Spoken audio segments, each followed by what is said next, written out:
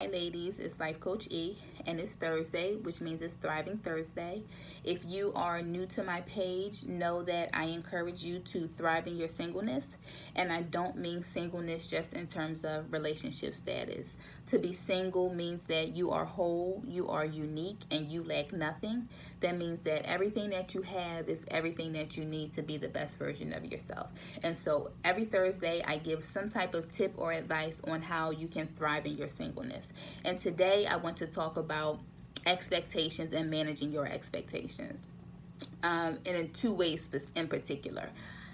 For some of us, our reality does not look like we thought it would be. We had an idea of what our life would look like, and our life does not look like that. For some of us, that may mean that we thought we'd be married by now. For some of us, that may mean that we thought we would be further along in our career or in another profession altogether. For some of us, that may mean that we thought we would be married before having kids. Whatever it is, whatever idea you have for your life, your reality does not look like that. And anytime that happens, it can cause pain. But I really want to encourage you to know that everything happens for a reason. And I encourage you to let that idea go. Whatever you thought was going to happen and it didn't happen, it's all right. God has a plan for your life, and I encourage you from this moment forward to use that energy and those resources to plan a life moving forward.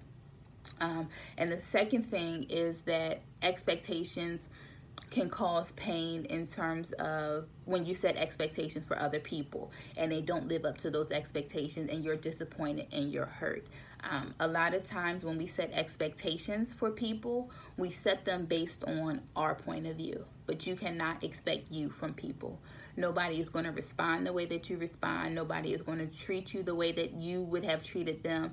So when you set those expectations, you have to set them, if you set them at all, based on that person, because that person cannot give you anything that they don't have themselves. And so if you manage those expectations and you understand that you are not going to get you in return, I think that will cut back on some of the pain that we experience. And I think that T.D. Jakes said something one time. He said, when you don't give yourself something and you are dependent on somebody else and they don't give it to you, there's pain.